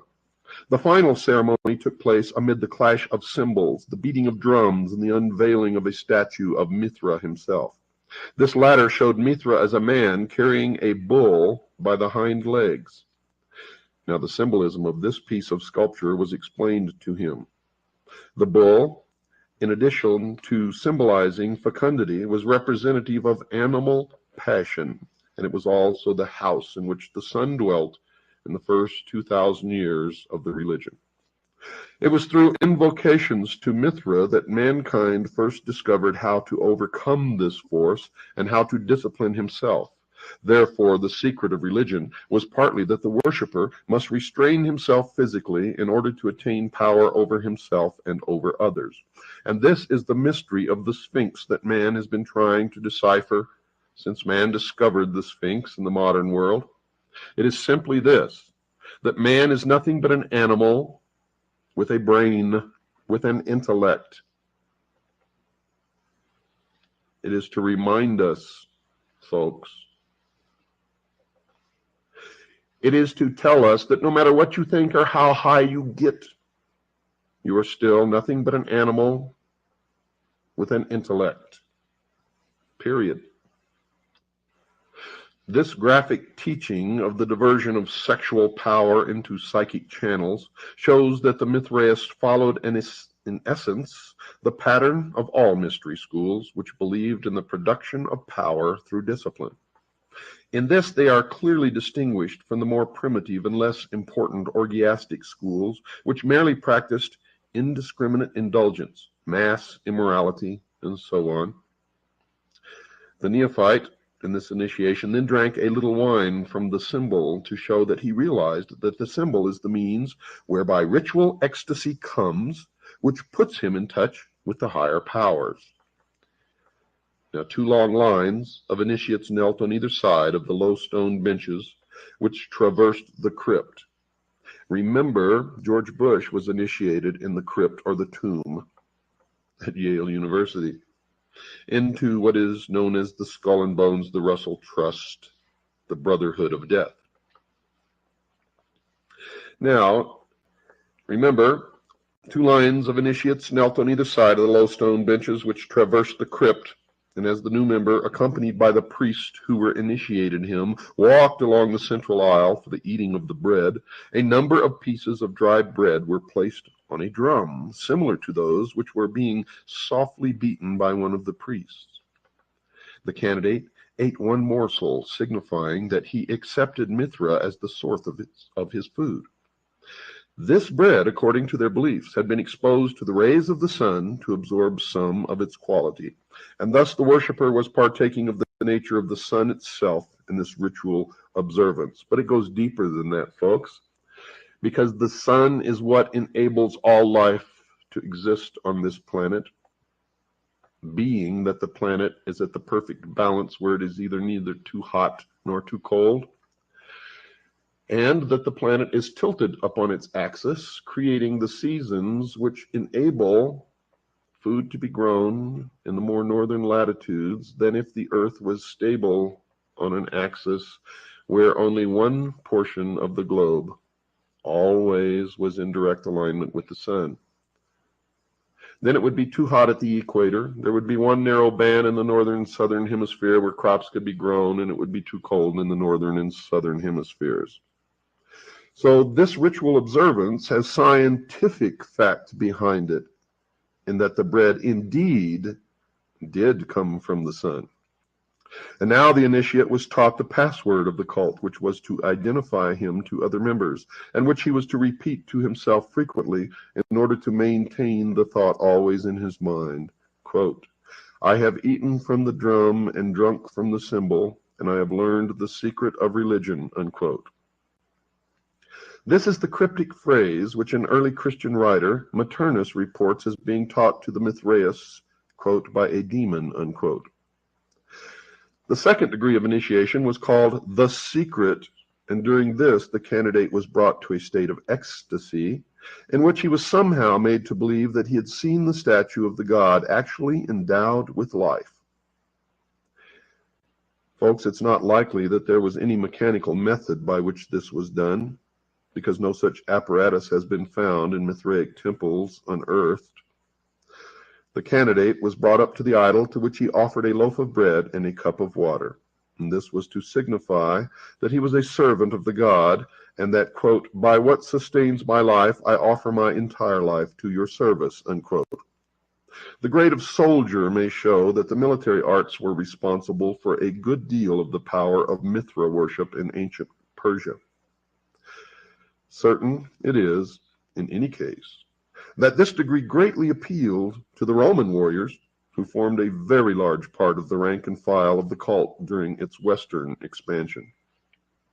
A sign similar to a cross, signifying the sun, was made on the forehead of the initiate, who was thus marked as owned by the deity. A crown was placed before him, hanging from the point of a sword. This he took and placed it aside with the words, "Mithra alone is my crown." And this, folks, this takes place in every mystery that there have ever been. Remember when Christ went into the desert for 40 days and 40 nights and was tempted by Satan? Satan offered him the crowns of any or all of the nations of the earth if he would just follow him, and Christ rejected it. The same thing happens in the mystery school. The initiate is always offered a crown, sometimes by the king or the emperor himself. And if he accepts the crown, he is considered unworthy, and being, as it would be interpreted as a threat to the real wearer of the crown, probably would have been executed. He was considered only worthy if he rejected the crown, symbolic of the ruler, the ruling of the nation or people or area. The Persian crown, it should be remembered, from which pattern all present-day crowns are eventually derived, is a golden sun disk with a hole in the center for the head. It is jagged at the edges, representing the sun's rays, just like that worn by the Statue of Liberty. And these projections are turned up to make what is still known in Western heraldry as the Oriental crown. You can also see this representation as the halo in Christian art. Now the candidate has to prove himself in a mock combat with soldiers and animals in a number of caves. When the emperor Commodus went through this degree of initiation, he actually killed one of the participants, although he was supposed only to make a symbolic slaying. Oops. Passed through the soldier degree, the Mithraist was eligible after a lapse of time to be promoted to the rank of lion. He was taken again to the cavern, and honey was smeared upon his brow as opposed to the water which had been used in his acceptance into the earlier degree, his baptism. The degree of lion was taken only by those who had decided to dedicate themselves completely to the cult, and who would henceforth have no truck with the ordinary world. The lion was, then, a sort of priest, but rather more of a monk. He was trained in the rites of the cult and told certain secrets. The degree of lion of Mithras could only be conferred only when the sun was occupying the zodiacal sign of Leo, and that's about July 21st to August 20th, during the See, I'm a Persian month test of baby. Asad, the lion. Now, there's a good deal of astrological lore in Mithraism, and also an admixture with Kabbalistic numerology. The Greek branch of the Mithraists, for example, worked out that the numerical equivalent of the name, spelt by them Mitris, was 365, and thus corresponded to the number of days in the solar year. Well, since the deity was the sun, then this is exactly what it should have been. In the purely magical sense, Mithraism has it that both the name of the god and the rank which the individual holds in the cult have magical power. Thus, if a person wants to achieve anything, he has to concentrate upon the word Mithra while preparing for himself the ceremonial repast and beating alternately a drum and cymbals. That the effect of initiation was to produce someone of upright character is amply evidenced by literature of the Roman times, in which the Mithraists were generally considered to be thoroughly trustworthy and improved people. Even their enemies could reproach their own followers with the vitality of the Mithraist creed. Tertullian, in his De Corona, which is Latin for the crown, which he composed in the 3rd Christian century, upbraids the Christians, inviting their attention to the Mithraists as examples. De corona actually means the crown of thorns. You, his fellow warriors, should blush when exposed by any soldier of Mithra when he is enrolled in the cave. He is offered the crown which he spurns, and he takes his oath upon this moment and is to be believed. Through the fidelity of his servants, the devil puts us to shame, he said. Now there were 7 degrees of initiation in all, although there are some branches of the ecstatic side of the lore, which include certain others, making the total 12. After Lion came the Persian, then the runner of the sun, then father, and finally father of fathers. The 12th degree, it is said, is king of kings, and where have we heard that before? And properly, this can be held only by the supreme king, and preferably the Shah Hinshah, or the king of kings of Persia. This very ancient cult, from which more than one present-day secret society is derived, is thus seen to contain many of the elements which underlie organizations of this sort. You see, folks, it is a training system. It attempts to produce in its members a real or imagined experience of contact with some supreme power. The magical element is there too, shown in the belief in the power of certain names to achieve things which cannot be done by men. Mithraism was not an anti-social society in the sense that it did not conflict in its aims with the objectives of the countries in which it flourished, and hence it did not threaten the established order. It was tolerant of other creeds, just like Freemasonry is now. You can belong to any religion and join at the lowest level, but I guarantee you when you reach the highest, you will belong to only one religion. The tolerance of other creeds meant that it did not attempt to supplant them. Its greatest festival, the birth of the sun, on the 25th of December, became Christianized, and it is claimed by those who still believe in its mysteries and celebrate them that Christianity did not so much supplant Mithraism as absorb it, accepting some of its externals and diverting them to its own use, and that is exactly what has happened. Perhaps incongruously, a present-day follower of Mithra in England recently likened this phenomenon to the eclipse of the Liberal Party. Quote, because the 2 other parties have taken over its objectives and widened the basis, only the actual initiates of Mithra know what has been lost in the process. Unquote. So the young man in the Phrygian bonnet, sometimes seen as the conqueror of the bull, or even as a man with a lion's head, still has his devotees. And folks, the sun still shines. So what has all this got to do with stars and stardust? Many people believe that Venus is the morning star. In the ancient days, they say that it was Sirius that rose just before the sun with a red cast to it and then turned a brilliant white as it rose up into the heavens. Well, folks, if you really think about it, the sun is the morning star. Good night, and God bless each and every one of you. Doses in 2022, staggering 110. I like him. It could have been much worse. Hang on, let me find. There we go. Getting used to the new multi-screen setup, but Yes. the new additional screen, that's still never enough. But you know, so it's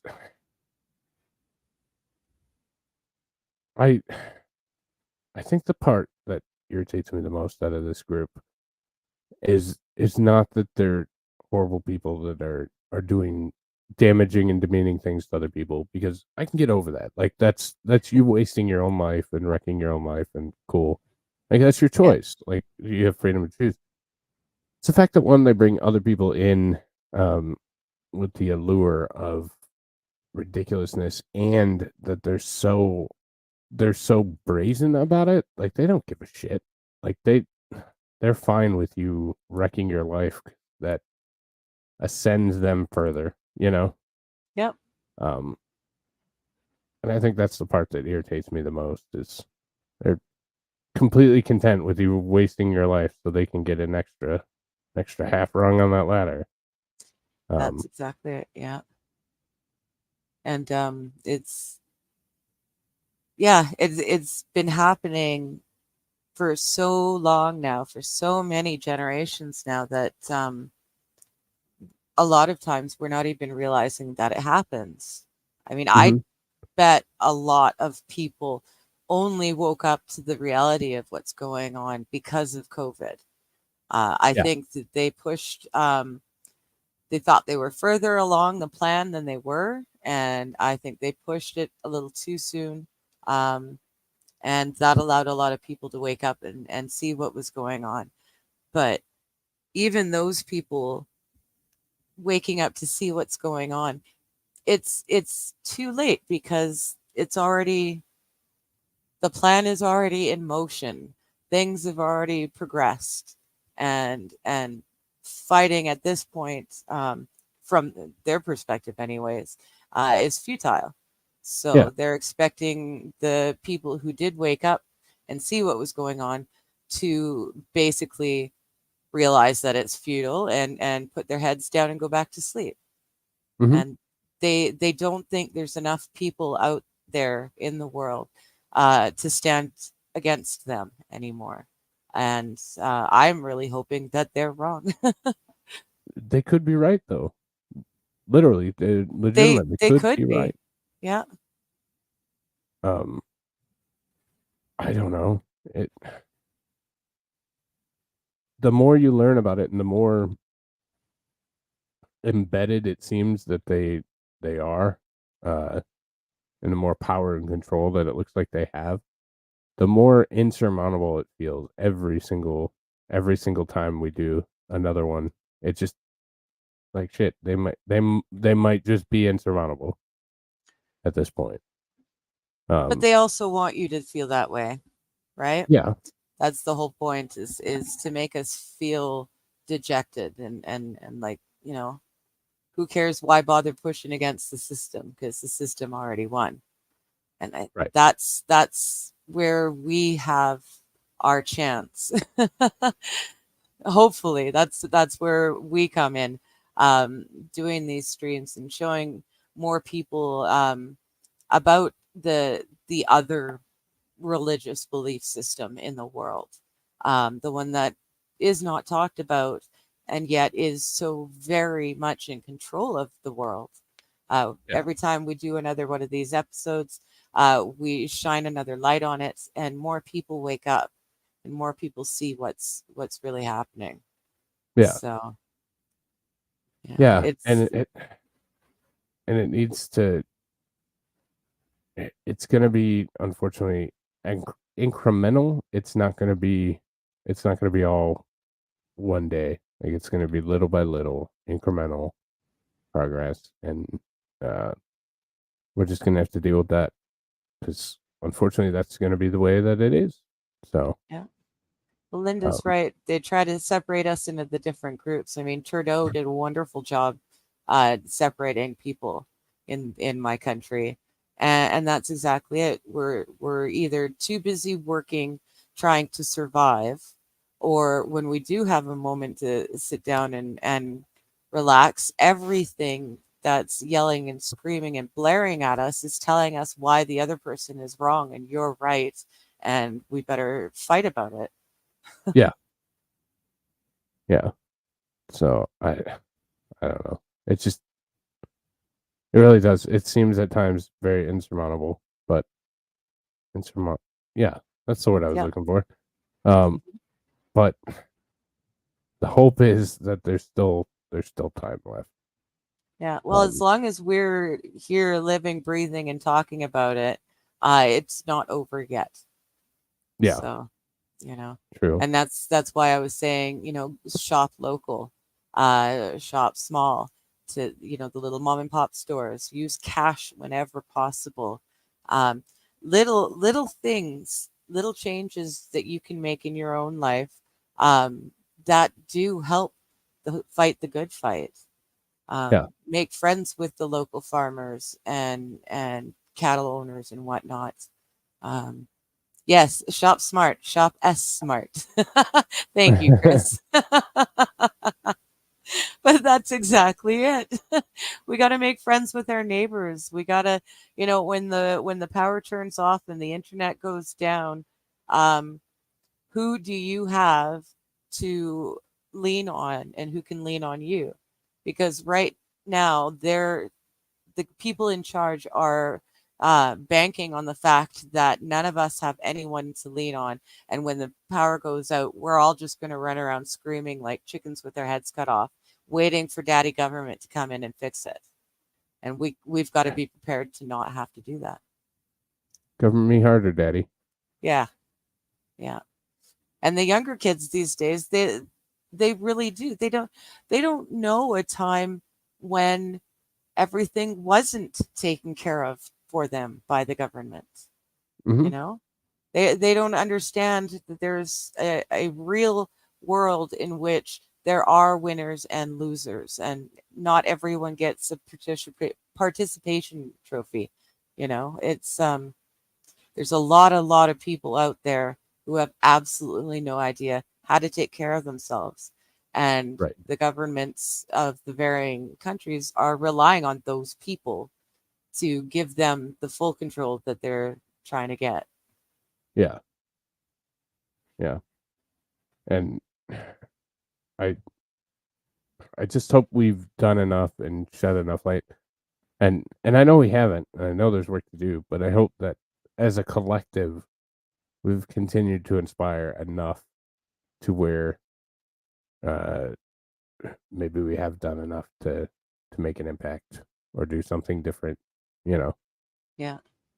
Well, it's like the little old lady passing out the papers, telling everyone why she pays in cash.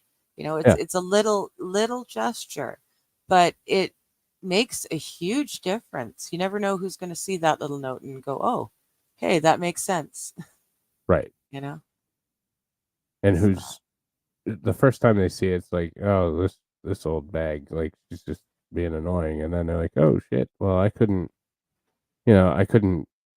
do this because they wouldn't take my cash, and then it's just the little things that might wake you up, just incremental bits. Yeah. And those are the things that are important. Just the little pieces at a time that we can continue to kind of chip away at this power. Yeah. So.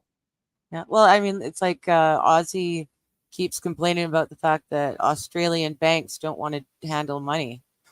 Mm-hmm. All these same issues are happening all across Western civilization to varying degrees, and they're being implemented in varying ways, but it's the same end result. And yeah, at this point, as expensive as things keep getting, it really is worth it to spend a little bit more money whenever you possibly can to buy local. Yeah. The going to the farmer's market, the groceries or the vegetables there, sure, I'm going to end up paying a little bit more, but I know that they were grown within 100 miles of me. Yeah. I know what products have been used to grow them with.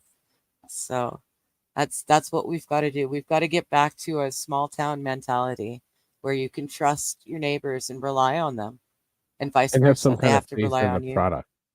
Yes. We Faith can't in the even product. verify that shit isn't shit anymore. Yeah. We just have to, I don't know. Have you heard about the appealing stuff? It's okay. Well, Bill Gates, he just recently in the last year did a thing about releasing it and using it. It's called appealing, and it's a synthetic coating that they put over all fruits and vegetables, and supposedly it's edible. Hell no, maybe. Well, no, and it's not just on your organic fruits and vegetables. It's on all fruits and vegetables in North America. And It is not as new technology as he wanted us to believe, because they've actually been using it on organic only produce for years already. Yes. Yeah. And it's clear. You know, unless you know that the little sticker that comes on some of your fruits or veg says appealing, unless you know that means that you have to wash it off, you know, and special wash. You can't just, you know, rinse it with water and be good. But unless you know to do that, you don't, and then you just eat it. Wow. Yeah. Huh. So be very careful with your fruits and vegetables. If you can buy local, do it. If it doesn't have to be packaged to travel for miles and miles and miles, you're better off. Yeah. Yeah, I know. I've No got to doubt. go to the farmers markets. Uh, makes it a little bit tough for me too, AP. Yeah. Yeah, they've got a program. I'm lucky. It's called the Good Food Box, and you spend like $5, $10, or $15 a month, and once a month they'll drop you off a box of whatever is in season. So Oh, that's not bad. yeah, Huh. yeah. If you're not picky, it does help. It definitely does help. I wonder if that will be part of those bands and all that kind of stuff too. Well, and yeah, exactly. There's the thing. The If you're not allowed to grow your own food, farmers markets probably won't be allowed. Right. Right. So yeah, Jeez. Yeah, we're in a bad spot. We need to. learn how to Need take to care of yourself. Learn right. how to live off the land in the area that you live in. Um, it's no good if you know how to survive in a desert, but you're now living in a rainforest. Right. So it's well worth your time. And it may save your life if you learn some basic um, health first aid things and figure out what grows naturally in your local area that you can eat. Yeah. Yep. And don't rely on just like I always say, don't rely on somebody else. Learn something that can benefit yourself. Yeah. Just continue to keep learning something that can benefit yourself. Try it every day. Try to learn something new that can benefit yourself, or your community or your group, and I think that's an important takeaway. So I just re-educated myself, updated my knowledge on how to use toilet waste, how to prepare it properly to be used as fertilizer for food and gardens. No, you don't oh. just go and then smear it all over your vegetable patch, guys. No, I get that. I know that. But apparently there are a lot of people who don't understand it's not like that. But there's little things that you can do. If the power goes off tomorrow and it never comes back on, what do you need to be able to do to keep yourself alive? And just teach yourself something. Yeah. Or Yeah. again, what's beneficial to your community? What gets you into the commune or the collective or the cooperative? Like Yeah. what makes you marketable past this fucked up system that we all subscribe to right now? Like, Yeah. is it, can you weld? Can you Plumbers, build? Can doctors, you, welders. yeah. Yeah. Yeah. Any actual skill. Mhm. Yeah. Computer programming isn't good enough anymore. I know my entire generation was told it's all about computers, you know. Right. Everyone get your computer programming degree because that's the way of the world. But it's not. No one knows how to Learn to fix a code, frickin' Jet. toilet. Right. Right. Um, yeah, I learned how to coding's not do a going to help you. dovetail last year just to make sure that I could. Yeah. Just learn a skill. Learn something that makes you marketable in a post bullshit world. That's the Yeah. It's the best advice I could ever give. Just learn something that makes you marketable in a post whatever this damn thing is world, because it's going to be incredibly beneficial. And yes, AP, there will be some pros as well as the cons when the power goes out. Oh, there'll be so many more cons, and they'll know what the hell to do. Oh, that's true too. Yeah. The libs won't survive, but the cons will. So there is Right. that. Yeah. Worst case scenario, the power goes out and just Darwin will save the human race. Yeah. God, it's sounding better and better if we can get rid of the liberals. No. They have an important part to add to Yeah. society. I haven't figured out what it is yet, but I'm sure there's. Well, the something there. elites think that they're strictly there as pawns. They're going to do the hard work and heavy lifting. We need to make sure that we are not just pawns. We Right. need to be able to take care of ourselves. Yep. Push back. Yeah. Push back consistently. So. Yeah. But that's pretty good for one episode. Yeah. One episode in one of our episodes. That's not bad. I don't feel like we're like piling information overload happening. Right. I feel No, like I we were think it able was to good. discuss. Where for all those who are keeping track, we're not going to get to the second hour of No. of Bill this evening because we've already taken our two. Yes. To go through 45 minutes, which is fine. I mean, we do all right. But yeah. So again, it's the same takeaways. They're out in full force. They're not afraid to shove it in your face and learn something marketable that will help you in the post this world. Mm-hmm. And I think those are the key takeaways and the most important message that you can glean from this is the world's going to be different. We have to prepare for that one and be ready for it. So yeah.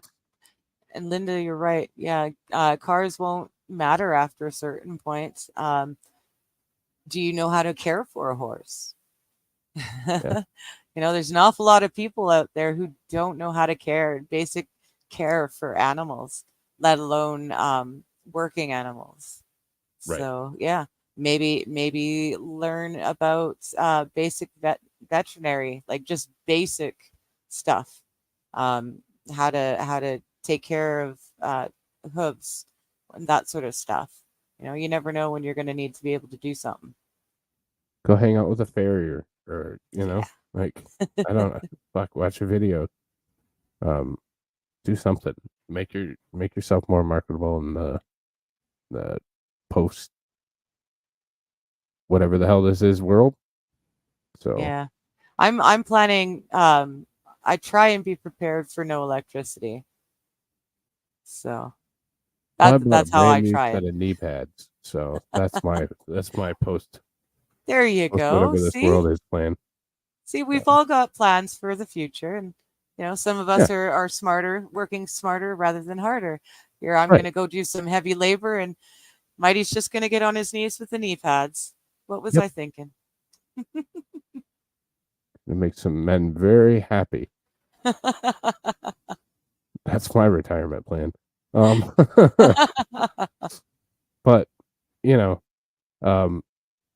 for real, always a pleasure. Always a fun topic, and yes, I think it's just as important to know what the hell these guys are doing because if they're gonna put it out there, then we might as well learn from it. Yeah, and if you know what signs to recognize, you can protect yourself against it at least. Yeah. Or your adopted community that we've been talking about. Yes.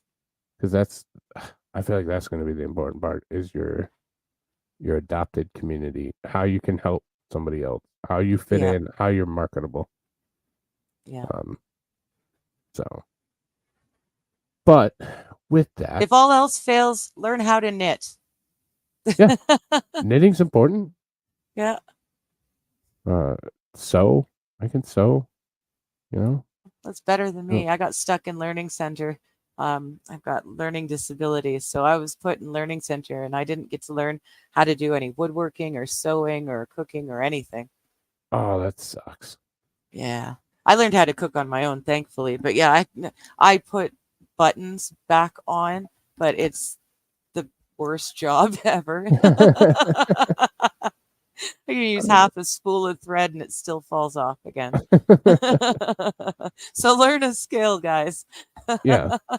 That's the takeaway is learn how to be better at something. Just learn anything. Exactly. You know?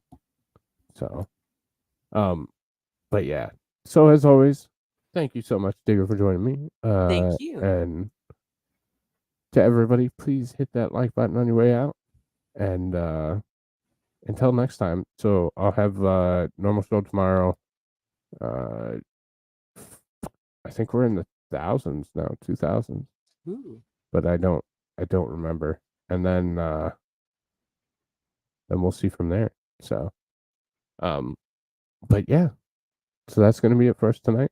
Thank you all for watching. And until next time, I hope everybody has an awesome night. And we'll talk to you soon. If I can find my Bye, button. guys.